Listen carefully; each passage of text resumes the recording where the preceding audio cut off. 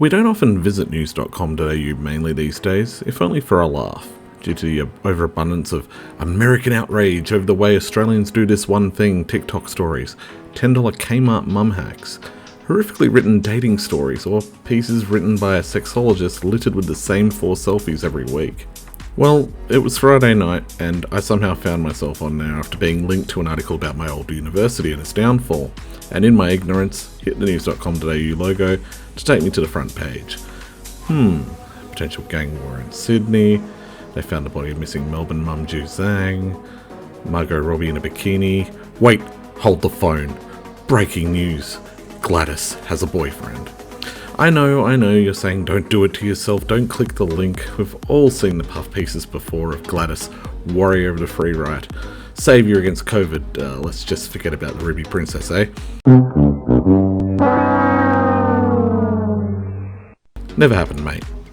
Right place, right time, remember?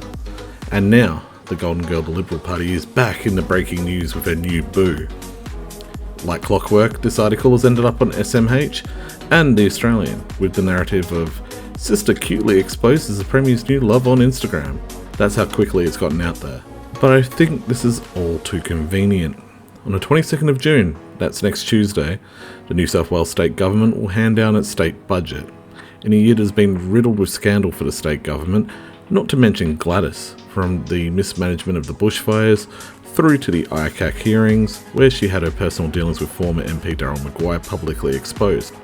Oh, did we mention her new boo is her former legal counsel for those proceedings? Just saying, what a love triangle. The New South Wales government needs a win, or at least through the media needs to convince the public of it.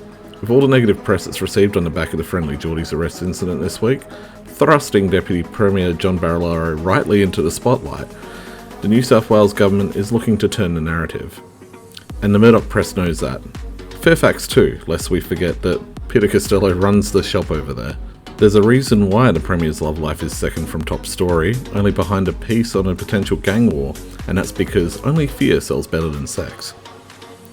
Let's not forget that the Liberal government has gotten away pretty much scot-free with a lot of this damage, as Gladys has been painted as the model, the poster child for handling COVID, you might say, in Australia. But there will be thoughts nagging at the back of the Liberals' mind after what happened in WA, where the Liberals were slaughtered in the primary vote and can only muster a handful of seats to recoup from. That's why they need to turn the narrative. I highly doubt that in the offices of Murdoch or Fairfax that someone was watching the Premier's sister's Instagram page by happen chance when this was posted. You know why? Because her Instagram is not even publicly accessible. It's not even easily accessible on Instagram. Gladys doesn't even follow the account of Mary Berejiklian. In fact, her account is private.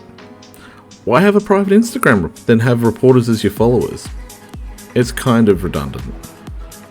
I'm not saying it's a plant, but if it looks like a duck, moves like a duck, and quacks like a duck, it's just way too convenient.